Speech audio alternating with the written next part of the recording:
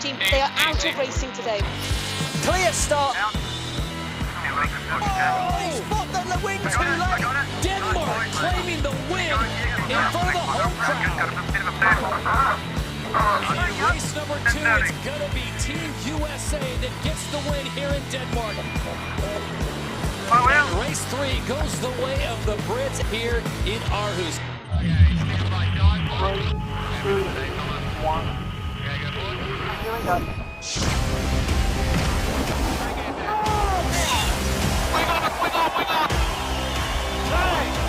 Keep going.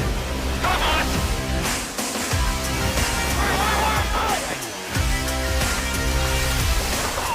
Hurry up, boys. Come on. I love this show. Denmark's second biggest city of Aarhus is painted red today for day 2 of the ROCKWOOL Sail Grand Prix. Spectators are hoping for a repeat of yesterday when their very own team took their first ever win. Today they lie 4th with 2 more fleet races to pick the top 3 to go into the final in an hour's time. I'm Todd Harrison. Helping me bring you close to the action are Stevie Morrison, Freddie Carr, and first Allie Vance with the all-important weather outlook. Yeah, much lighter conditions today than we've seen so far this week. We've got forecast winds of 10 kilometres an hour, gusts of 15, and we know that this course can be very shifty and gusty as it's so close to the city. But just news coming through, confirmation from race management, is that due to the light winds, the crews will be down to 3 people as opposed to the usual 5. And this is the first time since the Italy event at the beginning of June that we're down to 3, and they have barely trained this week for that. All right, thank you, Allie. Much more from you as the day progresses. After 3 races on day number 1, this is the leaderboard. Australia 1 point clear of Great Britain, the USA sitting in 3rd, with Denmark, the home team, sitting in 4th, New Zealand in 5th. After some penalty points, Japan resided in 6th, France 7th, and Spain yet to pick up any points. So that was day 1. Here's how we got there after an exciting day of action at the ROCKWOOL Denmark Sail Grand Prix. Day 1 started with a bang when the Spanish team suffered a major structural failure to their dagger board. It was game over for the day. In race 1, local favorites ROCKWOOL Denmark stormed across the line to take an early lead. The Danish crew blast towards mark number 1. But behind, series leaders Australia struggled in 7th. It was nip and tuck at gate 4. It's going to be tight. Nathan Outridge on the inside. Is he overlap? Does he have right of way? Yes, he does. Burling must stay clear as they round up round here. It's tight. Great work by Outridge. The perfect lay line. Drama at the penultimate mark as leaders GBR fell off the foils. Whoa! They spot the win too late. Letting Denmark squeeze past to win their first race. Denmark claiming the win in front of the home crowd. And comeback kids Australia recovered to steal 2nd. Another close start with Australia, Japan, and the USA hot off the line. Here comes Slingsby. 4 seconds to go. They're blasting in. It's Spittle and Slingsby blasting down towards mark number 1. 3 boats with a perfect start. Drama on leg 3 as France got too close to the USA at the boundary and paid the price with a penalty. Another close call. Tight tack at the top there. This is the umpires. That's penalty France. Spithill, seizing the opportunity, sailed clear and took the lead. And another tight finish. Nathan Outridge, can you stay on the foils? Oh, a bit late for the Japanese for me there. Japan now dead in the water, allowing the Aussies to squeeze past for another 2nd. In race number 2, it's going to be Team USA that gets the win here in Denmark. Good race, boys. Nice, boys. Ben Ainsley turns up the heat after 2 poor starts. What a start from Ainsley through the bottom of the line there. And it's Ainsley and Burling blasting to mark number 1. A smooth jibe allows Sir Ben to sail away to a clear lead. A poor jibe by the Aussies, and they go from 3rd to 6th. GBR race away to a huge lead. New Zealand and France go head-to-head at gate 3. It's tight between the French and the Kiwis. The French must keep clear. Oh, there's surely a protest there. Big moment. The French had to keep clear. It's going to be interesting what the umpires make of that. France caught the penalty, but New Zealand also penalized for failing to avoid the clash. GBR rescue an average day with an emphatic win. It's a big moment for the British crew, who haven't had the best day so far. Never say die Jimmy Spithill makes a late charge. There goes Spithill, he's dived through inside. Unbelievable. So New Zealand's second and Team USA sneak through for third. Some big winners and losers on day one, setting up the perfect final day of racing. That doesn't get much more exciting than 3 winners in 3 races as we saw yesterday. But before the racing even started, it was all happening on the bay as the crews warmed up with thrills and spills everywhere. Standing out inevitably was Spain. It seems they just can't avoid the limelight. This time when they had a daggerboard failure while practicing a tricky maneuver that led to a very, very long night for their shore team. 2, 1. Prix. Yeah, so we've managed to get the Spanish boat back in the tent now and take the time to assess the damage. We've got a port hull repair going on near the bow. We've got some starboard wet box area, some structural damage. We've lost all the aft fairing frames, broken the steering tubes, and we've broken the starboard daggerboard. The biggest problem that we've got is probably the structural integrity under the starboard hull. So we've had that NDT'd and we're waiting for a report back so we can make a plan on a fix for the repair so we can get the boat sailing tomorrow. So all the steering tubes are broken on one side. Fortunately, we got very lucky. USA capsized in Bermuda. Something wrong. And we rebuilt their steering tubes. Then we got new steering tubes for USA, so lucky we had a spare set here for Spain to use for tomorrow. Yeah, I think it will be a push tonight to get the boat out sailing tomorrow, for sure. But we just need to step through the process, and I think if we don't come up with any major obstacles and we can sort the structure around the starboard wet box area, I think there's no problem to get this boat sailing tomorrow.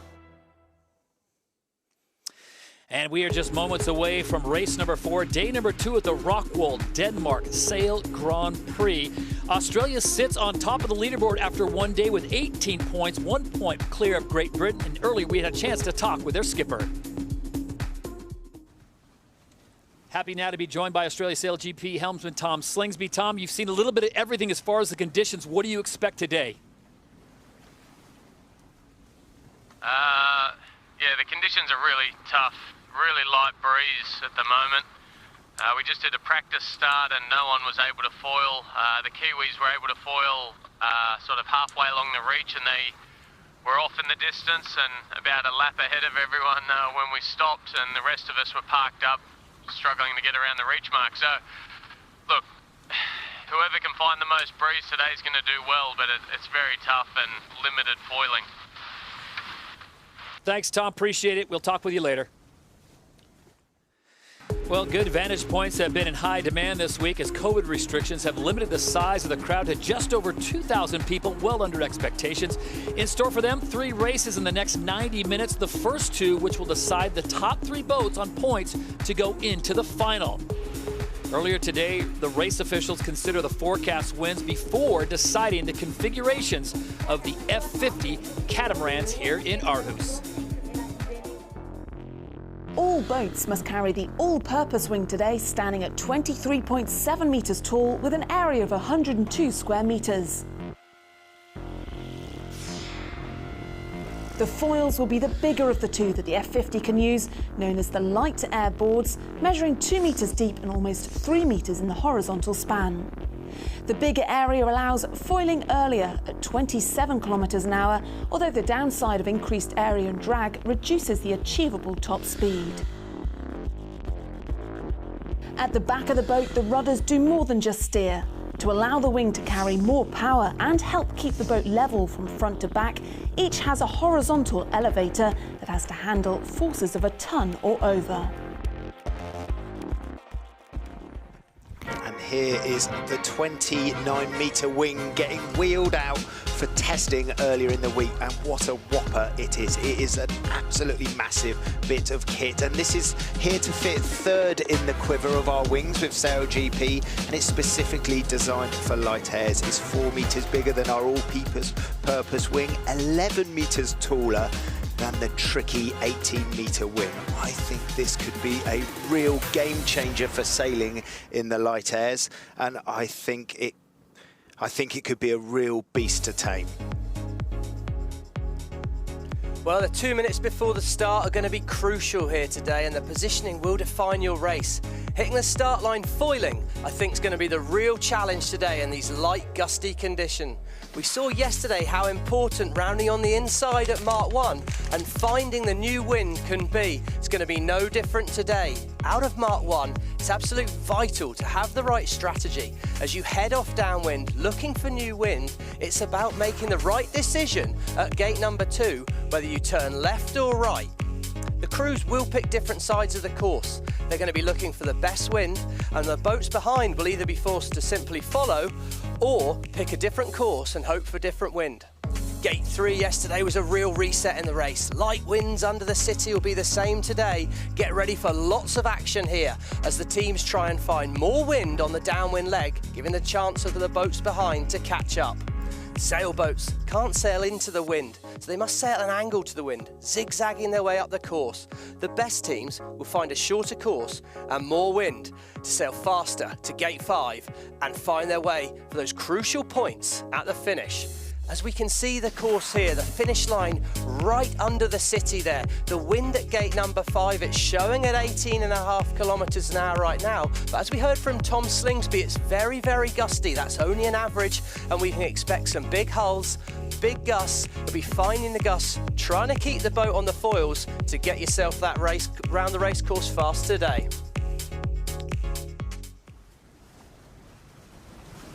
So you can see the conditions as we go under 2 minutes to go for the start of race number 4. 1 minute and 48 seconds to go, guys. This is much different than we saw in practice early in the week, much different than we saw yesterday. It's a completely different race course. I think this is as light as we've seen in season 2 of SailGP. That was a very telling interview for me with Slingsby. He was a bit sort of down in the dumps about the conditions. If you're at the front of the fleet, you want nice stable winds to keep things simple. Right now, this race course presents nothing that is simple. It's 30 degrees further left, the wind. That means it's coming more off the city. That increases the random factor. He certainly wears his heart on his sleeve, Tom Slingsby, didn't he? What I'd have loved to have heard would have been an interview with Peter Burling. He's never sailed 3 up in a racing situation in one of these F50 catamarans. Big moment for the Kiwi team. And nor has Ben Ainsley. Ben Ainsley's never sailed 3 up either. He was away at the birth of his second child in Toronto when they last did this. So a big test of those 2 helmsmen. Happiest man on the course right now for me, Nathan Outridge. Winner in Toronto, 3 up. Light winds, very gusty, loves these kind of conditions. As the fleet turn back to the start.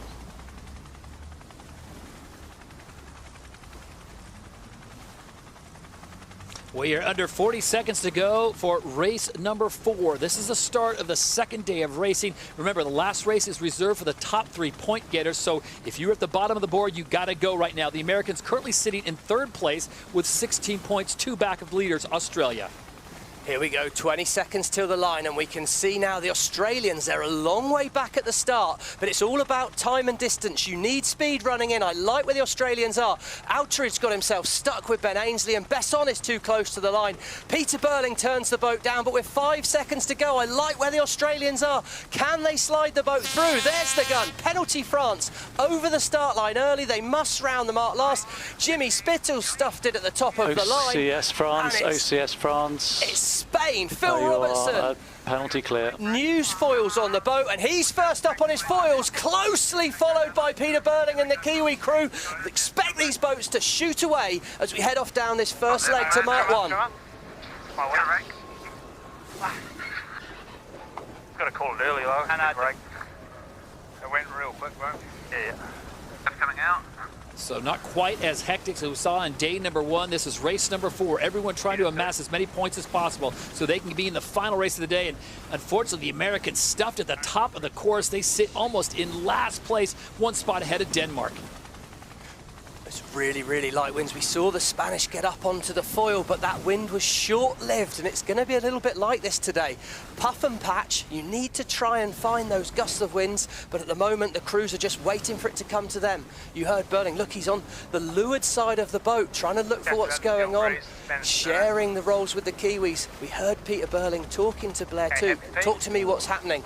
As the Spanish there, 22, 23 kilometres an hour. Here we go, we're looking for 30 kilometres an hour to hope to get up on the foils on these boats, and the Spanish were accelerating, but it's Ben Ainsley somehow wiggled his way through from a poor start, and he's sitting in second at the moment. Any small adjustment to the foil or the wing or the jib for that matter in this light airs is going to make a massive difference to whether you can get foiling. If you do the things in the right order as your speed is building, you're going to pop out the water, reduce your wetted surface area and get going. Even if you lift one hull out of the water, as we see here on the Spanish, you halve your wetted surface area and you launch off down the course. So at mark number 1, it's the Spanish who did not race yesterday after that incident where they broke in daggerboard. They have the lead. They cannot get mathematically into the final race. So the rest of the fleet not too panicky there, but Ben Ainsley in a great position right now, currently sitting in second. Things Go to the wing tax tower now? Yeah. It's a real tactician's day today to try and find that breeze there on the water. And you can hear Ben Ainsley talking about a jibe. Your wing, Gabe. Yep, my wing. Back on board the Australian boat there. Kyle Langford, big day for the wing trimmers. It's very easy with these solid wing sails to get slowed down. We can see there Japan going a lot faster. France and Great Britain are first to jibe. I like the position where Billy Besson is. He's jibed straight on top of the French. And the Spanish, they've chosen to send away 2 hulls in the water. That's a lot of drag. They're going to be going quite slowly down the course at the moment, but it won't matter if they found the next wind. If in the next 10, 20 seconds they find the wind, they'll be in good shape.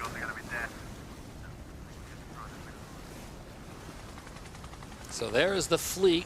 Right now it is Spain out in front. Great Britain sits in second. France in third. Australia in fourth. Just being overtaken by Japan now for that 4th position. The Americans mired back in 7th, 1 spot ahead of the home team, Denmark. Guys, this, you flashed 48 hours ago, completely different conditions where they were just barely holding on. It's the absolute beauty and in some ways the frustration of this sport, Todd. It is a completely different sport. It was a sprint yesterday. Now it's tiptoes.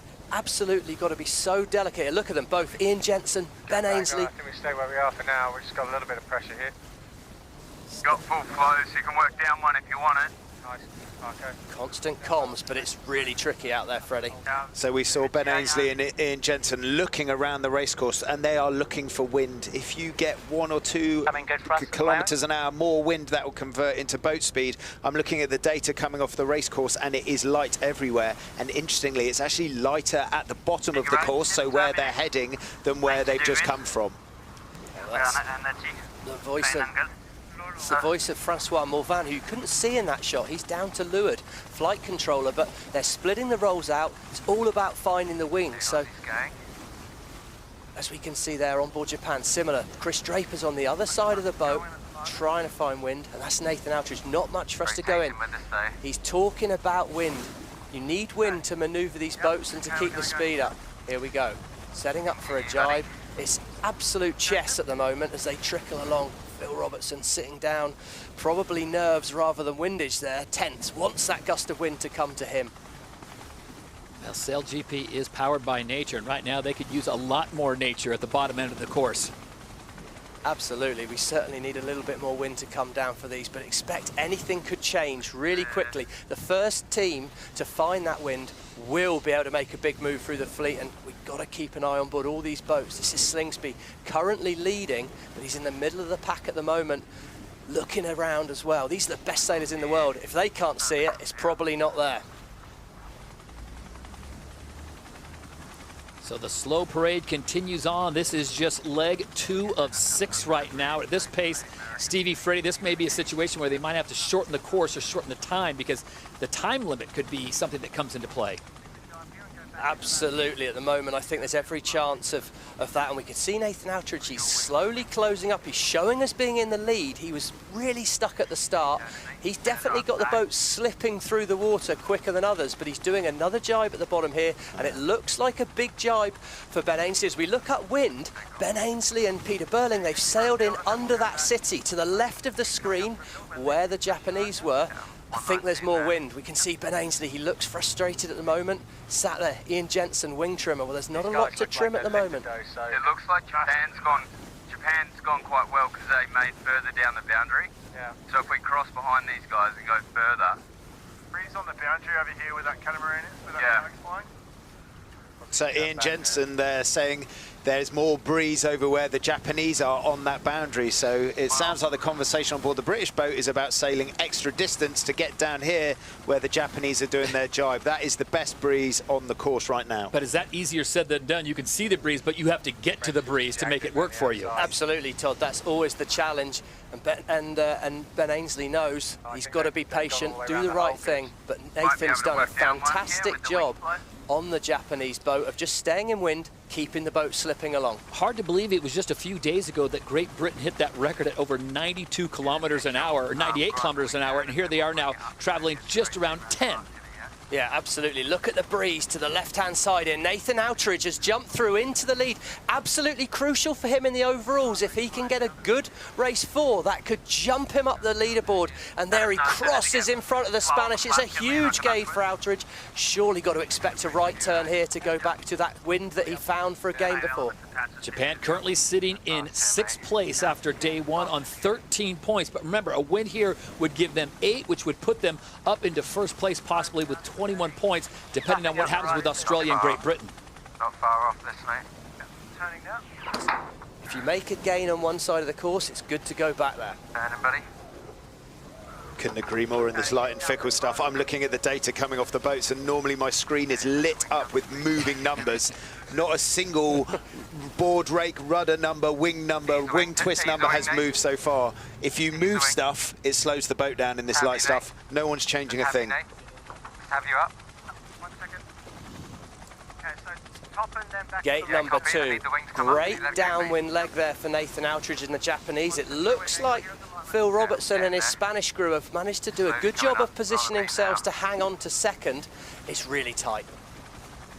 And the word now coming down that this race will be shortened down to gate 4 on the leeward gate. So that will bring this to an end much quicker, because at this pace, guys, this one race could take a whole hour and a half. So the wind reading coming off the leeward gate where the Japanese have just rounded is only 5 kilometers an hour. The wind at the top of the course where they're heading to gate number 3 is 10 kilometers an hour. So they are heading back upwind into more breeze. And Stevie, it looks to me like there's more breeze on the left-hand side as we look up the track. Well, and I just think we just know from Nathan Outridge, if anyone, he seems to have X-ray vision for the breeze often, and he's heading back to where he made a huge gain on the time before. No coincidence there. That's Chris Draper talking to him. Bill, keep your speed up. Speed's your friend in this light wind. Don't let the boat get too slow. And the Japanese, that'll be great to hear. If they're sailing to more wind, that's absolutely fantastic news for them. Tom Slingsby done a nice job of getting up to 3rd here. So the slow procession continues. Remember, if you're putting your money on anyone, it's got to be Japan, because in Taranto, where there was light wind, they won the overall, did the Japanese. So Nathan Outridge, Chris Draper there, doing a masterful job, the wind whisperer. And you heard Chris Draper there, possible H1 exit. That means tack. We might have enough wind to get a hull out of the water. If they can get a hull out of the water, their boat speed will double. This lead could extend and extend and extend for the Japanese. And if the Japanese go on and win this race, as they're currently doing, and it looks like things might be getting better and better, this would catapult them up into 2nd place and put them all importantly in the top 3, potentially, although we've got one more complete fleet race after this. So the current situation, Japan out in front, possibly getting some pressure here soon. Spain sits in 2nd, Australia 3rd, the USA sitting in 4th. Look at those live speeds, up over 22 kilometers an hour on board Japan. Australia under 10 kilometers an hour. Japan have found that new wind. Good news for them. There they are. They're one hull up in the water. It's tight at the bottom. Ainsley's dropped back to 5th, and it's Spittle in 4th. Where's he come from? Great work from Spittle, who had a disastrous start, but he's managed to get himself back in the race. There we are, Jason Saunders. What a big second day in the office for him. Just 3 on board the boat. Bottom left here, boat position. The Japanese didn't start well yesterday. In fact, they were the worst starters yesterday. They didn't get to Mark 1 in great shape in this race, but look at them now. Sailed up to... Is this a repeat of the kind of form we saw of this three-man crew in Taranto, Stevie, where they went on to win the event? Certainly seemed to be. Nathan Outridge, a lot of experience in these boats, as well as Chris Draper on the wing trim there. It's a really good team, and Morishima there on the grinder, he put in such a good job bringing the power to the boat. That yellow line tells me that Nathan Outridge should be on ley line for this next gate, which will then be the turning gate to head towards the finish line. Tom Slingsby up to 2nd. He's done a good job as well. Looks quite relaxed, Tom, as well. Often looks tense in these light winds. That's nice to see. Tom relaxing into the boat, letting the boat glide along. So this is leg 3 of 4 in the shortened course as they cross this gate number 3. Japan, look at this, foiling actually. So the Japanese out in front with 1 leg to go to a possible victory. There we go, he's looking to turn straight into a jibe. Head back on this final leg downwind, but I think it's going to be good news for Outridge. You can see that dark patch of the water. Can he stay on the foils? Could be defining. Looks like he's skimming. Yes, he's up. Is he up? He is up. There we go. They're away. Great job by Outridge and the Japanese crew, heading straight back to that same side of the course. As Tom Slingsby and Australia still not foiling, but they've worked their way up to 2nd. Ben Ainsley showing us 4th at the moment, done a nice job at the top. And just remember, the Japanese are on the final leg to the finish. They are finishing them at the bottom of this course, so they are on the run for home. So Japan with a lead and up and foiling, the only team so far to do that. Australia sits in 2nd, Spain 3rd, Great Britain 4th, and the Americans have dropped back to 5th, with New Zealand way at the back, still haven't not gone through gate number 2.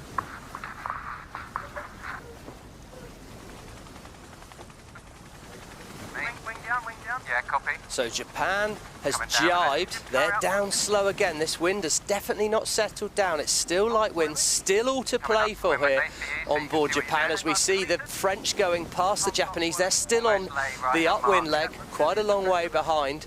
It looks good there, Morishima down to leeward. You've got to move slowly, gently.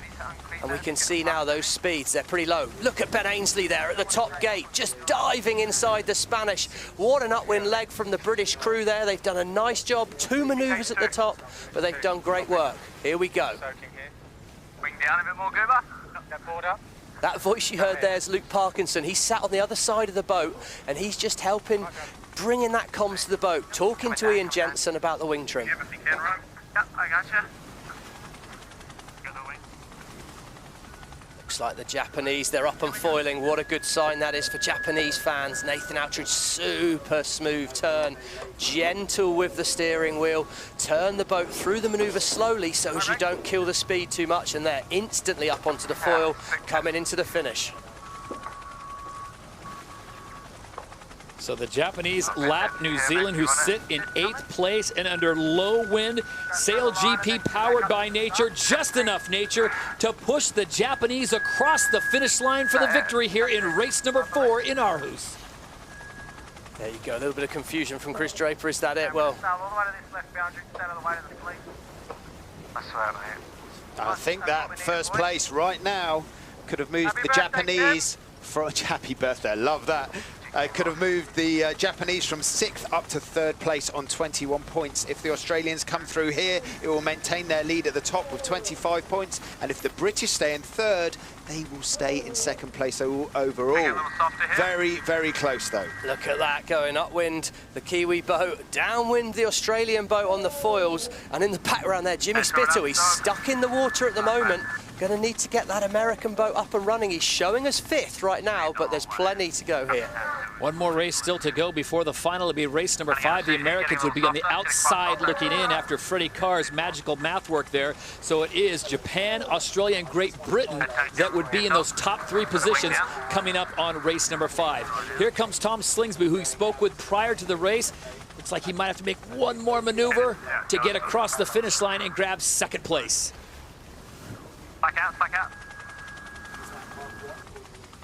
Very, very slow motion. Yeah. Dip for the line here, Todd. And he's got the space to do it and the distance ahead of 3rd. So Slingsby and company not actually sprinting across the line, but just enough to cross and grab 2nd of the points that go with it.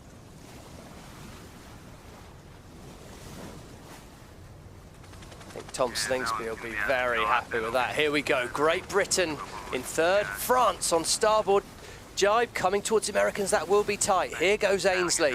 2 hulls in the water. It's super light, super slow. You've got to position your boat carefully. Nice smooth jibe here.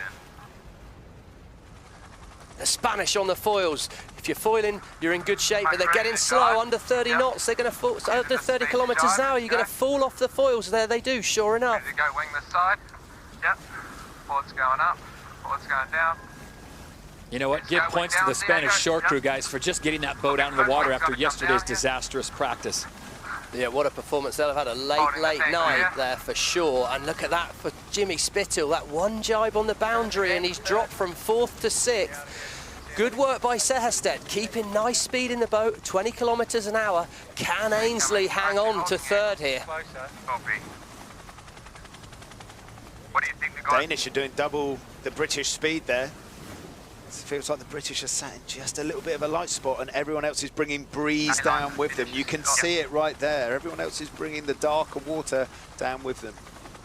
It's going to be tight. The British are up and moving, sliding in. They just need to try and slide through those finish marks. They got right by 25 now.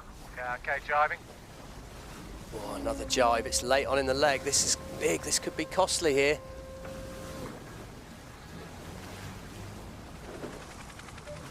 Phil Robertson in Spain on the outside there, coming across. Let's stay up, Parker. Okay. Yeah.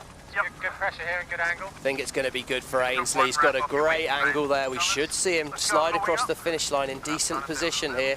Kiwis, top of screen, up on the foils. What can they do at the end of this leg? They've got a lot of work to do.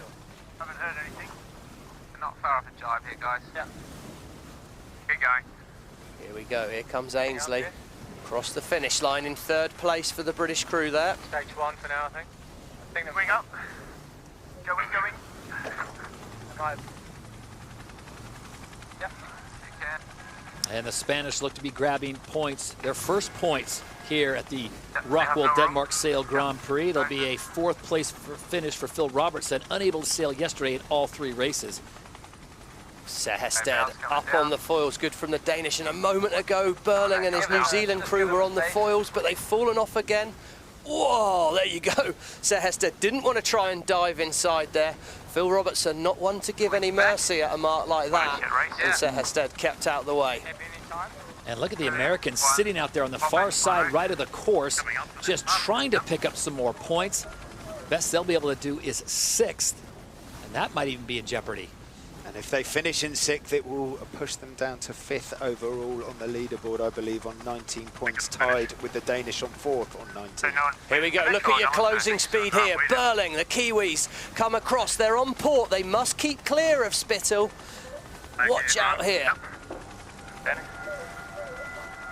Here we go, one last move, he dives across. Interesting whether there's a protest there, but it's been a great comeback by the New Zealand crew. Well, word coming across now that the race has been terminated on time, so we will take a look at the points and how they stand right now. We do know one thing, Japan picks up a very important win, Australia's 2nd, and Great Britain finishing in 3rd here in race number 4.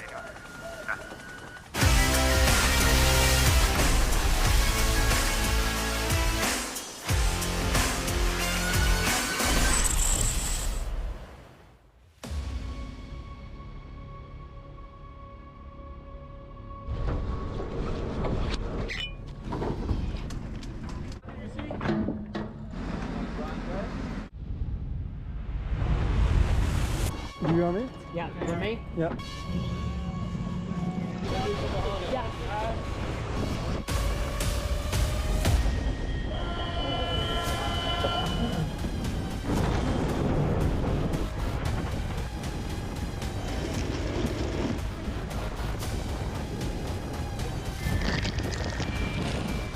Go here.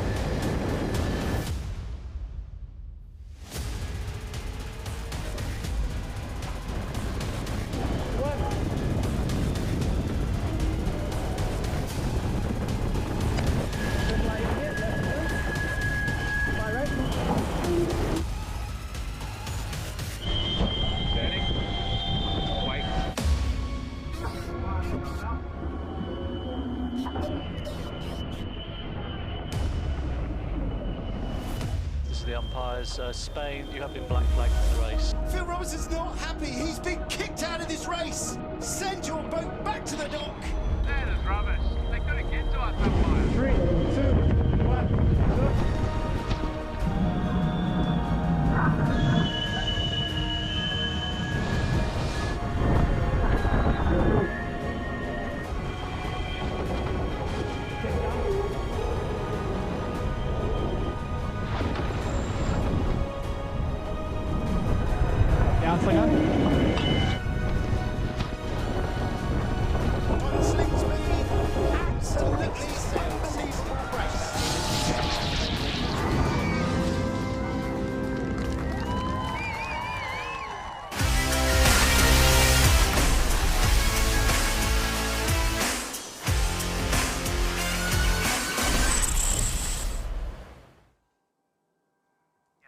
Well, let's have a look at the key moment of that race, and it was actually all about this bottom left-hand side as we talk about it. That's where the Japanese got into pressure.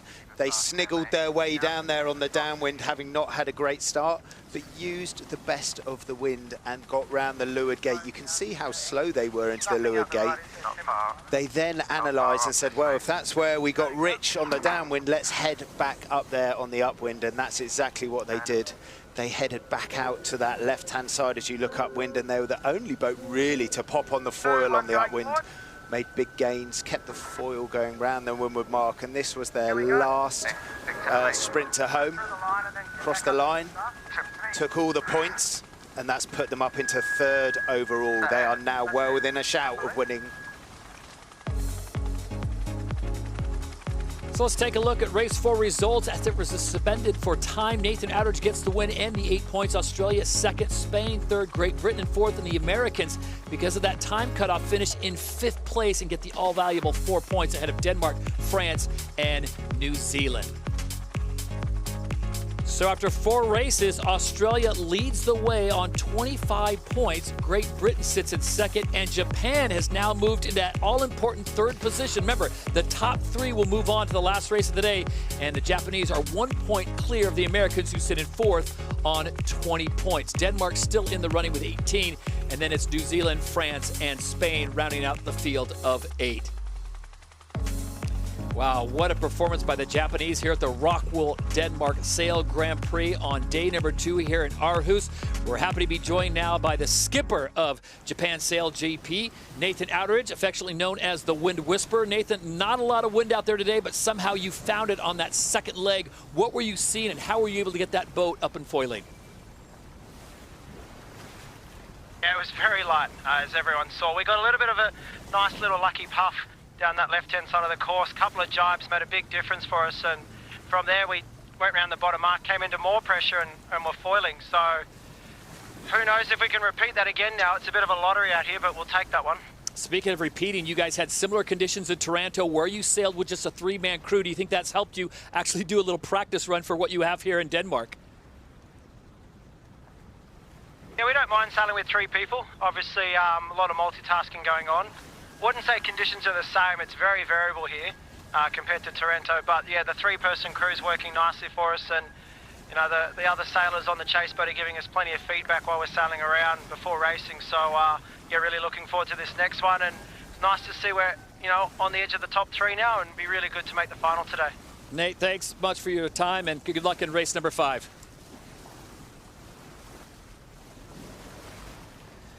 So race 4 goes the way of the Japanese. Nathan Outteridge working his magic in very light winds. Still to come on day number 2. It's race number 5, and then the top 3 will be set here at the ROCKWOOL Denmark Sail Grand Prix.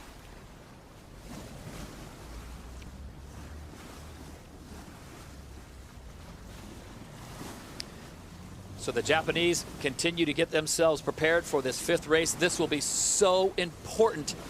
And it's going to be interesting to see how it all plays out and if Mother Nature cooperates as the fans look on a beautiful day. What a nice opportunity as we continue to see the intense rivalry between the two at the top of the leaderboard.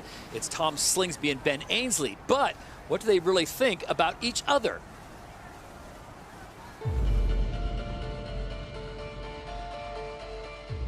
Ben is no doubt the greatest Olympic sailor of all time, and it's pretty hard to argue against him not being the greatest sailor of all time. Tom's on form out of Plymouth, and he does a good job of playing himself down. Sometimes I might not be telling all the truth, but in general, lighter airs are a weakness of ours. Yeah, I guess I'm quite surprised how open he's been about some of his strengths or weaknesses in the sport.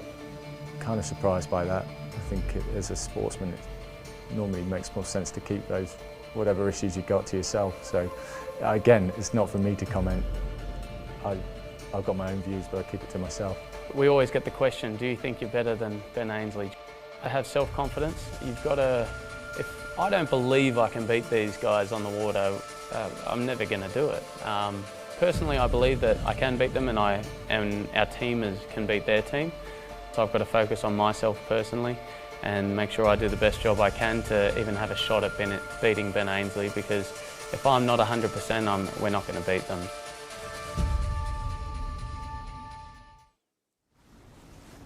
So as we get ready for race number 5 here at the ROCKWOOL Denmark Sail Grand Prix, the pre-race begins, and it's getting that position is going to be key because the wind once again is light.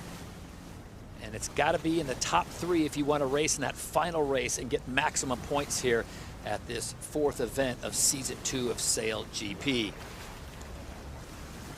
Right now, it is Australia that has the lead after 4 races, with Great Britain sitting in 2nd, Japan in 3rd. The Americans 1 point out of that top 3 position.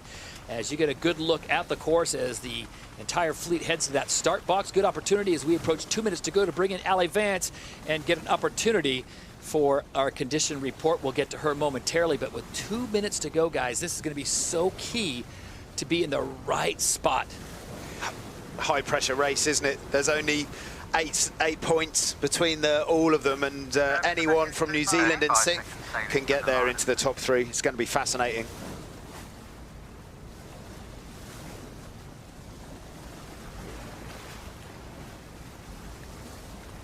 1 minute and 40 seconds to go until the all-important 5th race. Remember, you needed to be in the top 3 of the leaderboard to get into the final race. And right now, that's Australia, Great Britain, and Japan, with the Americans 1 point on the outside. So Jimmy Spithill has to finish ahead of Japan and Nathan Outteridge to have any shot here as we go up on 120. And Denmark are still in the mix on 18 points. And a long shot, maybe New Zealand on 15. But Denmark, I mean, what would it mean to them to get into the top 3 in their home event? Yeah, no problem with Denmark. Bit more breeze here, Stevie. I can see they're already flying a windward hole. Maybe they're all a little bit close to the line, not expecting this little puff. They all look very close to the line with 1 minute to go, particularly the Kiwis. They've got a massive amount of speed to burn.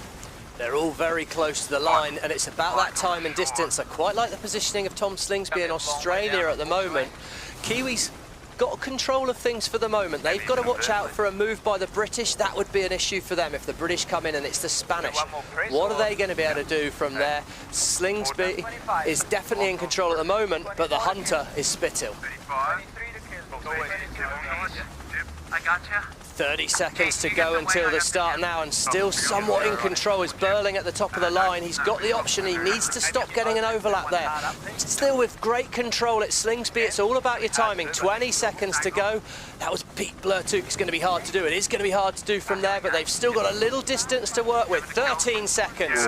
It's all about your acceleration late on here. How can they do it? Denmark and New Zealand fighting at the top of the line, and the Kiwis look like they're going to be locked out by Sehested as we speak here. Turning down down at the gun. It's Spain in the middle of the line. Great Britain pinned out. Burling pinned out. Sehested, what a move. But out the middle of the line, it's once again Phil Robertson, and Jimmy Spithill found a way through. The Hunter came through. Great job as we head off towards Mark 1. And you couldn't have asked for a worse starting position for Great Britain. They are turned around facing the wrong way in light wind. The Americans seem to have gotten it right.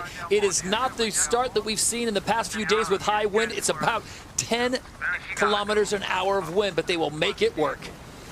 I know, good stuff. Good stuff this way. Yeah. It's interesting, and Jensen says good stuff this way. Still sailing away from the mark at the moment. Yeah, so are they talking about when they get to Mark 1 actually getting back out to this side of the course? I think there's been a big wind shift at the moment, Freddie, and they're struggling to make it at an angle down to Mark 1, is what it seems like. Feels to me like the Danish, to get into the top 3 and go into the podium race, need to win this race. Right now, they've got the best speed off the top. If they can roll the Spanish and roll Spithill in the USA, and Spithill gets a lovely little puff there and accelerates away. Wow-wee. What a puff down from heaven that is for the American boat. And Jimmy Spithill knows if he wins the race, he's definitely in that final 3 boats. So it's great start for Jimmy Spithill. Nathan Outridge to the right of the speed. He needs something to get happening. And at the moment, it's a real dicey first leg to Mark 1. You know, upwind of the reach mark. The reach mark's off to the left of screen at the moment. They're all having to sail a very unusual angle to the point where we can actually see Nathan Outridge jiving. Yeah, huge right shift, Stevie, like a 40-degree, maybe 50-degree upright shift. Looking at the numbers, they're having to jive down to Mark 1, which interestingly will make it potentially a bit of procession after that as they have to reach to the gate number 2. Look at the speeds picking up for the Americans and the Spanish, approaching 20 kilometers an hour. The wind speed just holding just under 7. And at mark number 1, the Americans out in front with Spain in second. That's Rome Kirby. I really, really want to get back out of here. That's because they're sat right up underneath those big buildings on the Aarhus shoreline there. It's going to be making it hard for the wind to get through. And we can see at the moment the Spanish, though, they're doing a fantastic job. Got the boat gliding along here. It's all about where that next bit of breeze comes from. Florian Trittel on board the Spanish boat. He's calling a lefty, so everyone's seeing a very different picture depending where you are on the racecourse. Spanish are gliding along well. Trittel's happy where they're going. Ease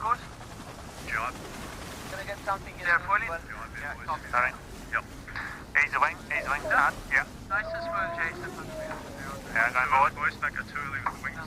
Tell me when you're on board, Dan. Such light winds as they try and find a way to Mark 1, Todd. Is that a possible world record for the slowest jibe we've ever seen in SailGP? Pretty confident there's not actually one of those subscribed yet, Todd, so it could be a new thing. But the Spanish are gliding along well, and they're in that clear gap to the side of Aarhus. This is so hard to sail in this stuff. This is proper head-popping conditions. Every time you look around the race course, the picture changes, and you've just got to sail by the seat of your pants as the picture changes non-stop. Look at the bottom of the screen, though. Ben Ainsley, and on the foils, Nathan Outridge, the Wind Whisperer. There he goes, look at he glides through. Where's he found that from? They've come from absolutely nowhere, found that breeze. What's his decision going to be at this next mark? It's becoming dominant, Nate. Yeah, but did it finish at the bottom mark? Yeah. Great chat between Draper and Outridge there. Draper talking about the left shift becoming dominant. Nathan likes where they've just come from. And watch the leaderboard now change as Japan has gone from 7th. They will jump up into 1st. That's a big, big tactical call, isn't it? Chris Draper wanted to go straight. That's where they made their gains in race number 4. And Nathan says, no, let's go back to the breeze that we just got back into this race in. See how it unfolds. Well, I think this is the umpire's penalty to France relative to Denmark, not giving Denmark room in the boundary to sail their proper course. That's very tight up there. Big unforced error by Besson. He needs all the points he can get at this point. I think Nathan may well have made a good call here. He saw good breeze. He's happy to make those decisions, but reality of sailing in this wind, Denmark and Australia, you have boundary penalties, you have boundary... Reality of this win, Freddie, you've got to be brave. You've got to trust your judgment. Yeah, you've got to be brave, and when you make a decision, you've got to stick to it. This is the That's what direction. Nathan Outridge did. He said, we've got to jibe back to the pressure we've just come from. You have an outstanding and they are slipping away again. That seems like a really good call. If they went straight, like Draper had suggested, into the left-hand dominant breeze, they'd have catapulted themselves into the gaggle of boats that now is not moving. And the British have also snuck around Mark 1. And as Ian Jensen said in the pre-start, there's good breeze this way.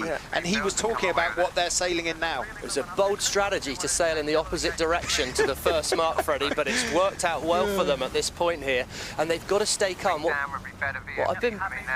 I think for everyone listening and the crowd should listen to is how calm the voices are. Yeah. You can only deal with what you've got, and you've got to make decisions around that. So reminder, in race number 4, it was suspended for time, so you don't want to fall too far back because there's a very good chance that this race will be called early, so you want to make sure those points are as high as you can possibly be. Remember, the Americans were sitting in first. They've dropped back to 4th place after some crafty maneuvering by Japan and Great Britain, now holding down positions 1 and 2. Here we go. Look at them rising up there. Looks like they've got back into that breeze. It took a while for the Wind Whisperer to find it, but it looks like he has got back into the wind, and he's popping the boat up onto the foils. Tim Morishima, it's his birthday. Well, let's see if he can get another present from Nathan Outridge here. He's sailing downwind, he's on the foils, and it's a huge game for Outridge, but perhaps more importantly, Ben Ainsley and his British team from last to second with that manoeuvre.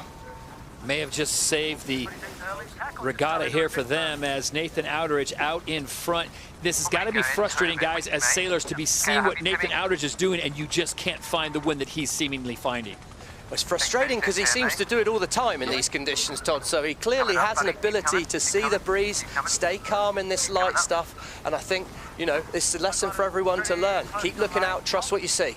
This is wacky races, as we know right now, but the cream does always rise to the top, it seems, with the Japanese leading and the British in second. That would put overall British at the top of the leaderboard on 30 points. The Japanese in second place on 29 points, leapfrogging from 6th at the beginning of the day, I believe, and the Australians just holding on in 3rd. Great camera angle there. You see where all the boats are up under Aarhus? The water looks glassy. Glassy water like that means there's no wind of it. To the right of the screen, where Nathan Outridge is, he's in darker wind, darker water, and that suggests more wind. And look at the boat speed right now. Great Britain is up to 27 kilometers an hour, Japan at 15.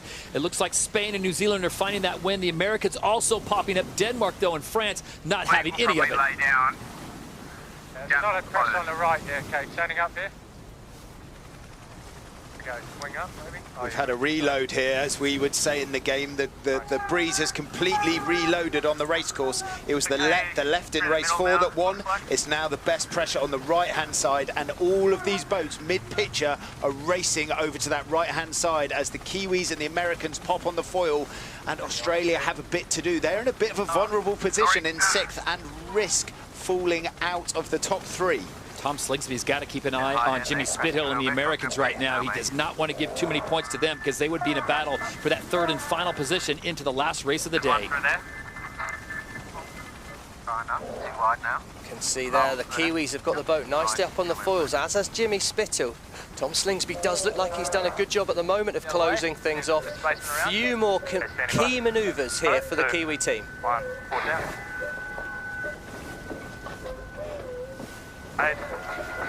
It's Andrew Maloney's face there. Focus, focus, focus. Such a hard day for the flight controllers. Trying to be really gentle. Are they on the foils? They look like they're staying up. Oh, touching down, but that's a decent jibe in these conditions. And we can see the course is small. Good breeze coming down the course. Nathan Outridge looks well set up for gate number 3 as the 3rd place New Zealand team arrive at gate 2.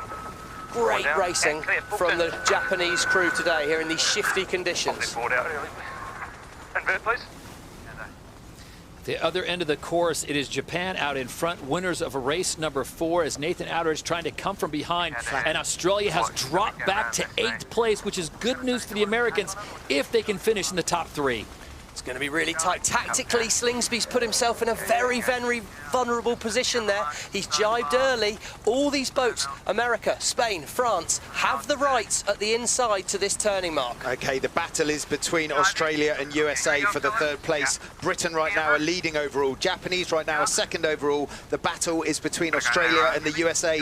The USA need to put a good few boats between them and Australia to try and come top 3. Coming 8th for Australia is not ideal, with America jumping up to 4th.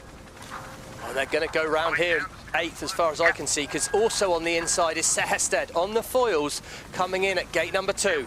Wing back up, guys. We're going upwind. Yep. Wing back up. Coming up. We need some twist, guys. Just have a look. Jimmy Spithill staying calm, looking for some twists. They currently sit in 4th. Australia, though, good for them, sits in 8th. There you see Denmark with a close crossing. And meanwhile, it's Japan already on their way back down. Remember, the course has now been shortened just to 4 legs, and Japan is coming up on that possible clinching position as they would cross the finish line with 2 first places. Oh, this is a big move by the Danish. I'm not sure about that. The Japanese have been gaining on the right-hand side. The Japanese are foiling on that side of the course, and Sehested is heading to the other side of the course.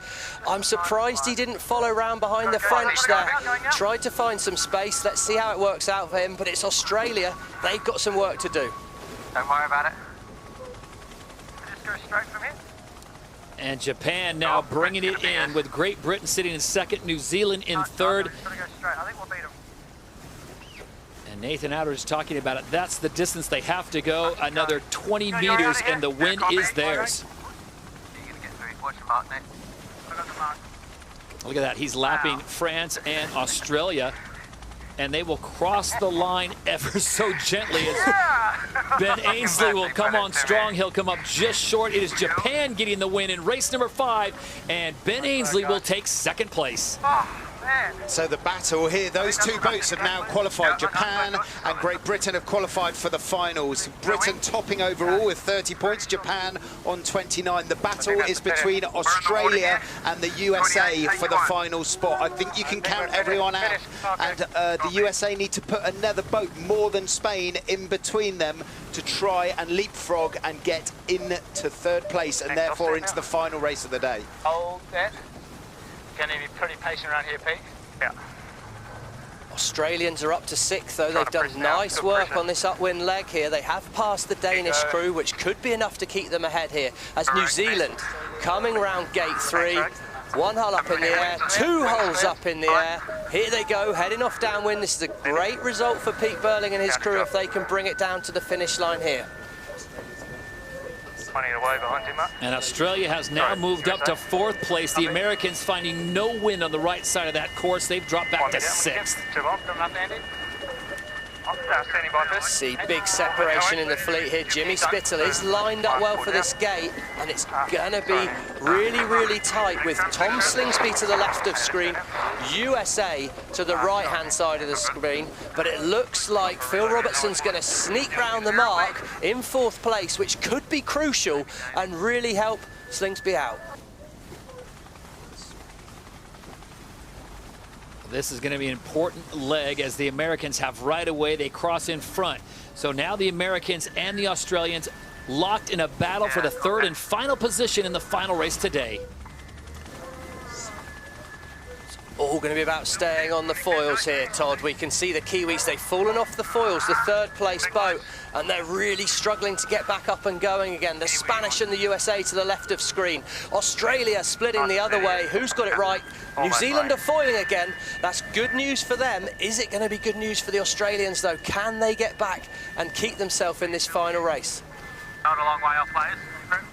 As it stands at the moment, with that nice bit of foiling by the Australians and the USA down in 7th, it would be the Australians, our last event winner, booking at their place in the final 3.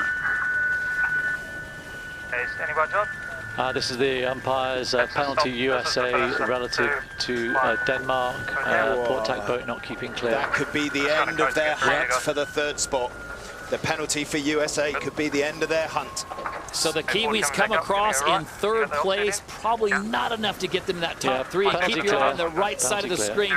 It's Tom Slingsby, one position ahead of the Americans as the penalty now has been cleared. So it's really a race to the finish between the Americans and the Aussies. Nice job by the Spanish crew there to get through the finish line here in fourth. Besson in fifth, but the key race there. Slingsby crosses in front of Spithill, and as soon as the French cross the finish line, I don't think there's enough boats left to finish the race for Spithill to put the gains on Slingsby. Looks good for the Australian crew to sneak into the final. The Americans were sitting in third place after day number 1 with 16 points. Australia was in first with 18 points, so it's that 2-point separation that will be the difference. So the race has now been terminated as we cross over 15 minutes, and now it's a countback situation to where they will take the position with the Americans and the Australians. They called the race. Oh, that was tense. We'll have to go back and get the results at that last gate number 3 to find out what that means. Pretty sure Slingsby had done enough to still be okay at that stage, but certainly changes things. What a tense race in these conditions, fighting till the end. So race 5 is complete, and Japan 2 wins in a row. They punch their ticket into the final. Great Britain will join them, but who will be the third boat?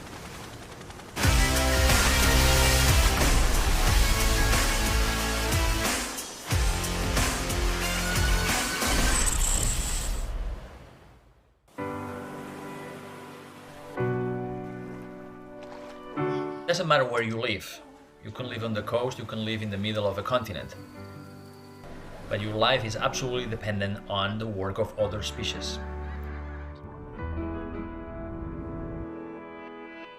The problem is that we have been abusing our natural world so much that nature cannot keep up with us. We are destroying our only home. We are unplugging our life support system for short-term gain.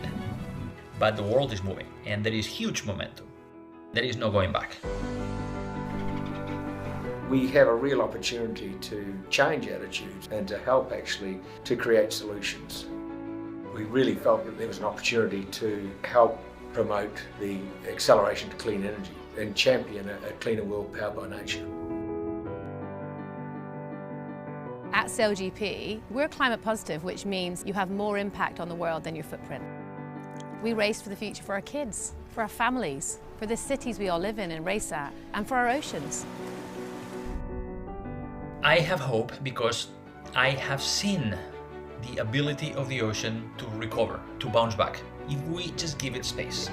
The sailing community have a huge role to play because sports have the ability to reach more people than anything else on the planet. We all depend on each other's behavior. There is no me alone anymore. The best way for people to understand what we're doing to the planet is to see it. And the best way for people to act is to fall in love again with nature. So sailors, please take as many people as possible into the ocean. Take people with you. That's one of the longest term contributions that you can make.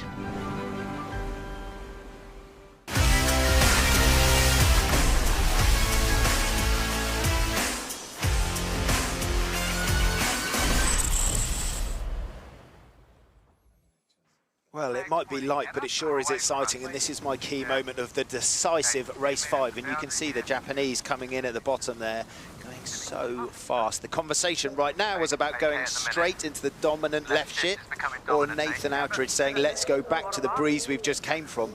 Joining them in that decision was also the British. Ian Jensen called it in the pre-start when they were facing the wrong way. There's good breeze back out this way. We see the Japanese jibe, head back to the breeze that they came from.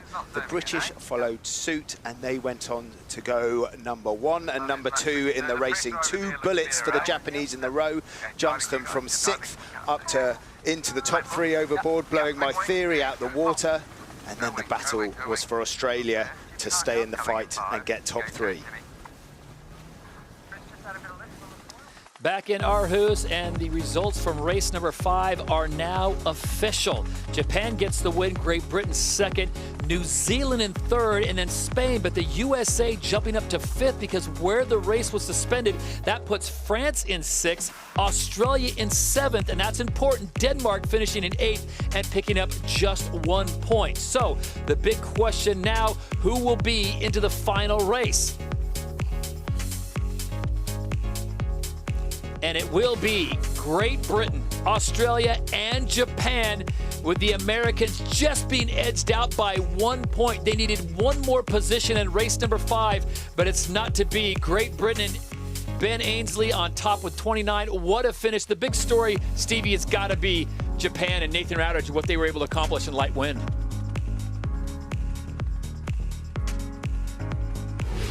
I think we look at the start here, and yes, they did a fantastic job, Nathan and Ainsley, but look at the start here. We can see as we pause it, the boats a little bit back from the line, the USA and Spain at this bottom end of the start line. They've got a lovely gap below them, a little bit of distance to run to the start. As we look at the top of line, the Kiwi crew want to be able to dive inside that mark at the top, but unfortunately, it's Denmark dive inside them, block them out at the gun, and when the 6 seconds count down, we watch the acceleration on the American boat. They're able to build speed in this light winds, and it's Jimmy Spithill and Phil Robertson that break the line first.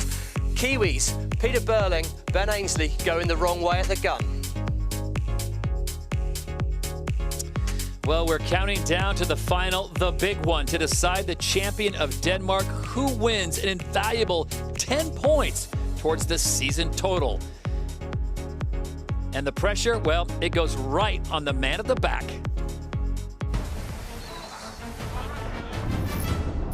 The role of the driver on the F50 is so much more than just steering the boat. So there's lots of different buttons and switches and twist grips and foot buttons that we have to activate when we're sailing the boat. You know, there's a lot of multitasking happening as you're driving. But I would say it's probably only 10% of your focus is going into doing these functions. 90% of the focus is actually positioning the boat correct compared to the fleet and the marks and the course. If you look at the data, you can see that there are constant adjustments happening to keep the boat flying. So if you can take that information in and use it for a competitive advantage, it's really key. It's very important that we don't make any mistakes. When you're sailing these boats at 50 knots, if you press the wrong button at the wrong time, it can be catastrophic. It can be capsize, it can be boat damage, and worst case injuries in the people. I think for the average person, when you drive a boat like the F50, it's like going very, very fast in a car, and any little movement has a big consequence. I think what's important is you always have to try and anticipate and be a step or two ahead, because if you get caught behind in the decision making, it's a lot like an avalanche, serious damage, serious injury, people can get hurt, so there's a lot at risk.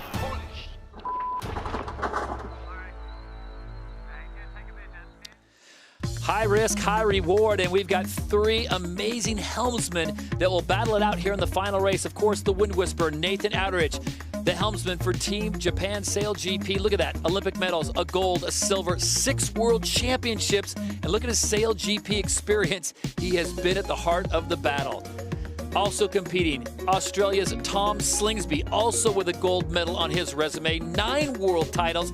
Look at SailGP, 4 races, 1 out of 6. And of course, an America's Cup victory on his resume. Slingsby certainly has been performing well here in Denmark. And finally, the GOAT, Ben Ainsley. 4 Olympic gold medals, 1 silver, 11 world championships. America's Cup 1 of 4 and 1 of 5 on SailGP fleet races 1. So the 3 best are set to go at it here in the final race in Aarhus at the ROCKWOOL Denmark Sail Grand Prix. Well, boys, you look at this, and it's 29, 27, 25. The Americans just missing out. But, Stevie, would you agree that those are the 3 best performers this week in Denmark? Certainly in this light wind, I think Nathan Outridge has been surprising in the pre-start. Not been quite as good as normal, but he's sailed very well today. This start will be very key. 1 minute to go until the final race is underway. Just 3 boats competing, and the good news is we're hearing that there's possibility of bigger breeze coming through, so it'll make it a little more exciting. And how do you approach this three-boat pre-start? We've seen in the previous medal races, the previous 3 events, it's often the boat, yes, that gets the best start, but Stevie, I don't think that's the case with this really light breeze. I think it's about splitting away from your other 2 opponents. If you are behind at Mark 1, the race is still wide open. For sure, I mean, it's certainly been exciting racing on that front here. Here we go, we're coming here now. Japan pushing Australia back to the start. Ainsley holding very back, 8 to kill. Very early was the call we heard there on the Australian boat. Ben Ainsley looks quite late. If he can pop onto the foil, this will be over very close. We're looking for that line to turn white as they turn down. Australians, there's the start gun. Here we go. We're turning down here. There we go. The line goes white, and it's Australia across the line first. Great start from Slingsby. Ainsley a little bit late at the bottom of the line, but as we say, it's all about finding the wind. And look, top of the screen, dark patch of wind coming down. Who's going to find it first? Okay, dropping. Kinley Fowler there on the front handles. He's normally a grinder facing aft. He's switched round, he's trimming the jib, he's grinding the wing in. And we know that Tom Slingsby's at the back of the boat, flying the boat. Up on the foils, the Australian crew there. Up on the foils, the Japanese still not on the foils. Ben Ainsley, this race is going to go long, but great start from Slingsby under pressure. These are the 3 big names in SailGP at the moment, fighting it out. Here they come at mark number 1. It's Australia out in front, Japan in second, Great Britain sitting in third. In the final race here at the ROCKWOOL Denmark Sail Grand Prix, can the Australians back up what they did in Plymouth where they got the win? Japan, winners in Taranto, Italy, looking for their second on the season. And Great Britain started the season off with a win in Bermuda. Can they repeat that performance? And right now at 45 kilometres an hour of speed, that's enough entry speed into the jibe to stay on the foil. If Australia stay on the foil, it could be a massive moment in the race. No surprise to see Outridge leading this decision here. He did well. First to jibe there is Slingsby, but we know Japan's going to be going with him, trying to get on top of his wind here. Who can get on the foil first? Slingsby's done it, 38 kilometres an hour. Great jibe from the Australians, and it's all on now. Drag race down to gate 2.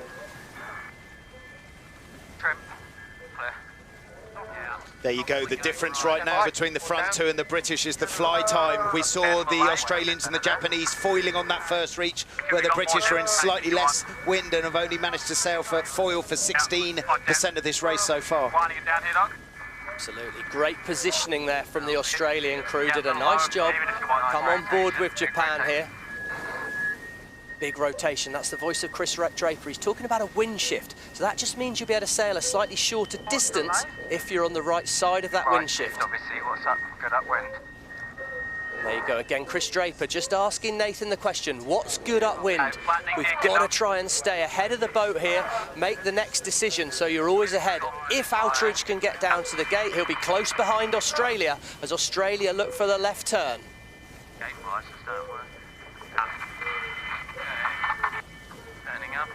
This would be huge if Tom Slingsby could get the win. He's had a great battle with Ben Ainsley, and right now he sits in first place at gate number 2. So looking to make it 2 wins in a row. Remember, they won the event back in July in Plymouth. Talk about a weight off his shoulders, Todd. He's been under pressure. He's never managed to beat Ben Ainsley in the final of one of these events here, and it's so important that he can make it stick now. Both boats sailing to boundary. It looks like it's getting light on the Australian boat. Look upwind there, the top of the course. There is good wind coming. Who can find that next? As Japan, they're slowing down as well. Ben Ainsley at over 40 kilometres an hour. He's making inroads. This race is far from over. Who can find that next breeze first? That was very interesting there. Ian Jensen said we should go, and at the moment you said look at the speed the British had. They decided to use that speed as they came round the leeward mark and roll it into attack, and there's a big speed difference already with Japan with 1 tack to do. Look at these ladder lines up the course here, and we can see the boat speed. There's not a lot of difference in the wind speed on the course there, but we can see all 3 boats are within 100 metres as we're moving up to gate 3. Early on in the race still here, but any distance you can gain now will be crucial. Australia, Japan, Great Britain. This is the final race of the ROCKWOOL Denmark Sail Grand Prix. The big points go to the winner of this one, and Australia looking so good after an amazing start. the 2 right mark slingers. Looks like Tom Slingsby's done a really nice job positioning himself back for that new wind, up onto the foil, and he's rolling over the top of the British crew. He's really managed to get control of things. Nathan Outridge never quite found the breeze here, a little bit slow at this point. Yeah, my right. Yeah, park it. See the nice tack coming from Great Britain and Ben Ainsley as we go on board. Did they make the right decision, or was it early?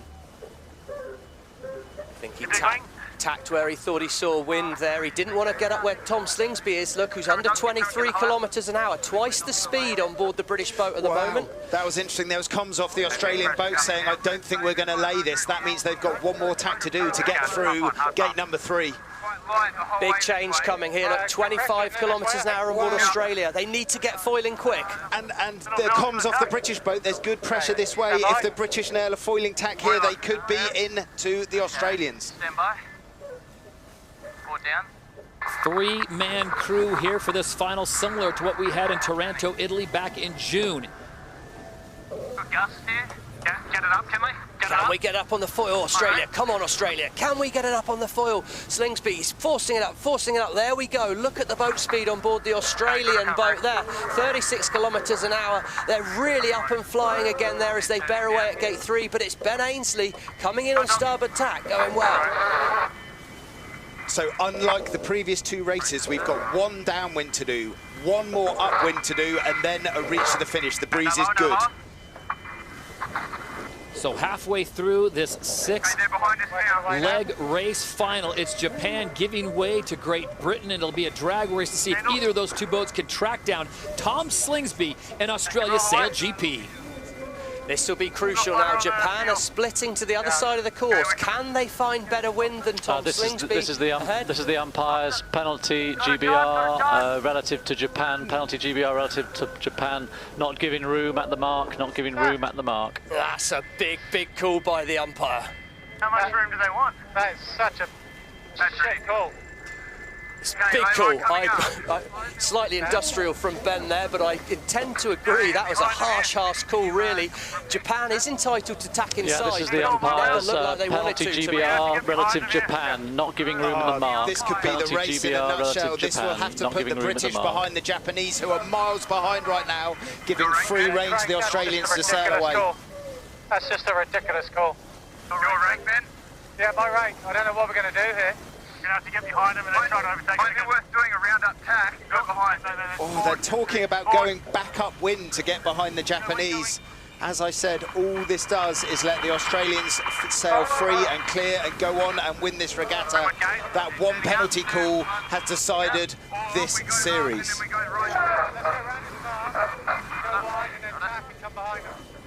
So they're talking about going around the next gate. And Ben is still fuming about that call. It's a massive call, Todd. He's got to get behind the Japanese boat to clear his penalty. He has to be behind the Japanese, who are at the top left of screen there. And it was a millimetre-based call.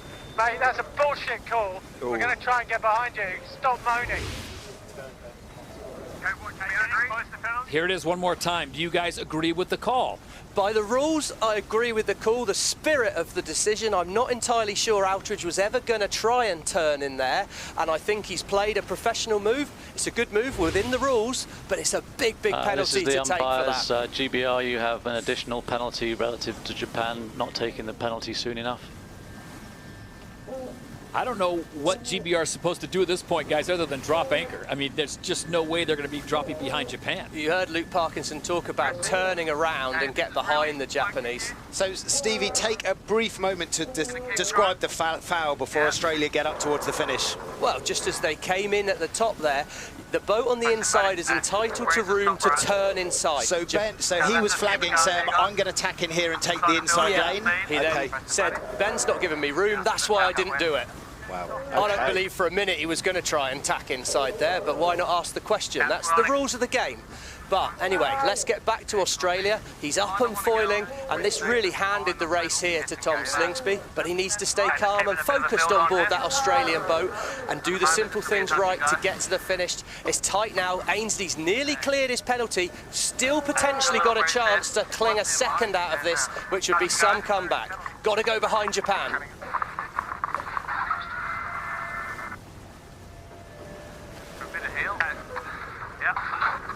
Nice and calm on board Australia SailGP as they have got it down to just really maybe one more maneuver for the victory. Remember, they were the winners in Plymouth back in July. Do they have enough breeze to carry them to their second overall victory here? This is the umpires, GBR. You still have to go behind Japan here. Craig Mitchell, well, braver man than me. That's your decision alone. I cannot make it for you. There's a conversation going on between Craig Mitchell, the umpire, and Ben Ainsley. And as you can imagine, there is a lot of frustration. But let's jump to the front of the fleet. Kinley Fowler, Carl Langford, and Tom Slingsby getting it done with 3 crew. Big shout out to Kinley Fowler. Jumped back on, having missed the last event in Plymouth for another birth of his child, second child. And is slotted back in beautifully here and doing a lovely job as a jib trimmer grinder. That should be penalty clear now, I'd have thought. GBR, your penalty is clear. There you go, right, they can start racing again here. Big thing, who can find wind at the top here? Still opportunity for Great Britain. There's the finish line, 150 metres to go for Tom Slingsby. Interesting, he tacks to cover Japan. He doesn't think this race is over yet. A little pressure building here. Obviously stay displacement. Okay, little wing up, dog. Go for it. Go hard. They're happy. And everyone's happy on board Australia right now with a more than 100-meter lead over Japan. Tom Slingsby will bring it across the finish line and grab the victory here in Aarhus. And what a performance. Tom Slingsby had problems in race number 5, finishing 7th, so 1 point clear of not getting into this final race ahead of the Americans, but he gets it done. And when it counted most, the Australians get it done and get the win. Congratulations, Australia SailGP, for the victory in Aarhus. Wow. Wow, indeed. What a race that was. Outridge looks like he's done enough to secure second. I think we had a British accent on that. I don't know what was going on. Wowee. Oh, good salvage. Sorry about that tack, man. Jeez. That would be the tack that was probably bottom right as they came out the Leeward Gate, and the British were chomping into them. We know the British foiled into their next tack, and that teed up what is going to be the hot talking point out of this event. It makes you wonder what would have happened had that penalty not called. Would have Ben Ainsley tracked down Tom Slingsby and got the win, or was Slingsby just too good today in this lighter breeze that the win was his all the way?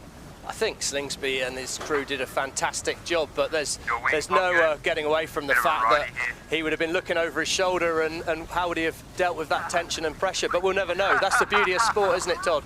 That was the call made by the umpire. That was the situation we got, and it's great to see this Australian crew. That's 2 in a row. That's momentum.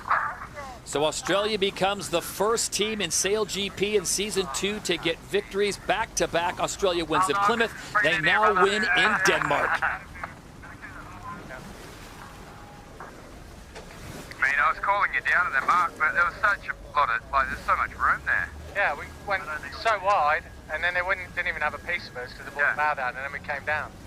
It's like, it's fucking bullshit. Like, it was not, like, Ben Ainsley not happy as they cross the finish line in 3rd, but the damage is done. Australia wins the ROCKWOOL Denmark Sail Grand Prix and takes the 10 points. Japan finishes in 2nd. Ben Ainsley and Great Britain finish in 3rd. And there'll be much to talk about around the water cooler about that penalty. The Americans finish in 4th, New Zealand 5th. Denmark with a good showing as they win the first race. Race number 1, they finish in 6th. France and Spain round out the top 8 here. What an event in Aarhus.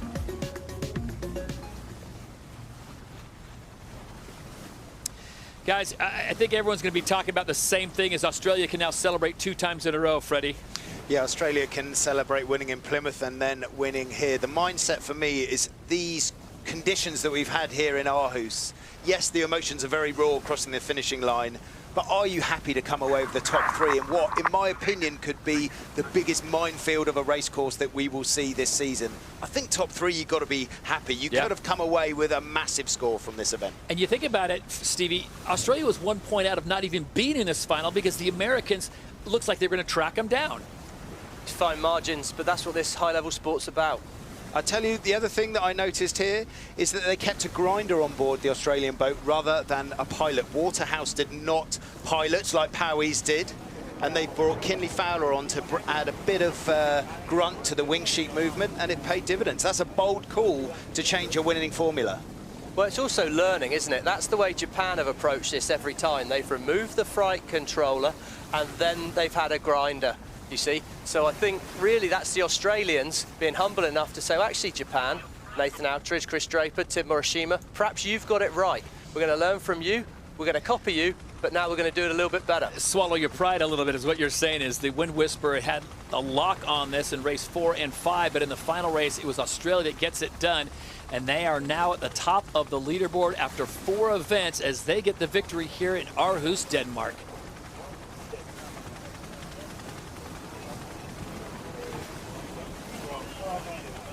Australia SailGP here in the Bay of Aarhus. The celebration continues on after a big victory in Plymouth. They back it up at Aarhus. Denmark's Crown Prince Frederik, an accomplished sailor in his own right there to make the presentation. And it's all celebration for the green and gold. Good scenes, Todd, and I love handing out my man of the match, the man of the regatta. Last event in Plymouth, I gave it to Ed Powies, the alternate that came on and piloted the boat, and I'm going to stick with the same theme. I'm going to stick with an Australian alternate. Been talking about him a bit in the final race. Kinley Fowler steps back on, and hey, that's one for the grinders, right? Yeah, no question. They are, of course, the stars of the boat, but these guys are getting very accomplished at the champagne spray.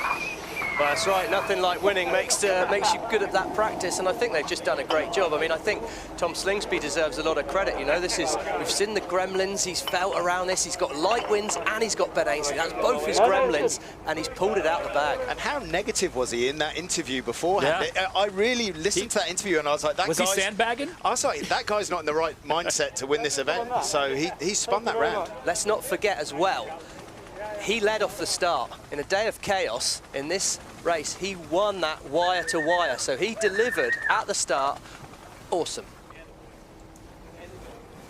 All smiles on board Australia SailGP. It's not often that you get to spray champagne on a Crown Prince, but that's exactly what they just did, and they walk away. Remember, they are the defending champions here as they come into season 2, and looks like Tom Slingsby and company have hit their stride, guys. Whether it's high wind or light breeze, they seem to have this boat figured out.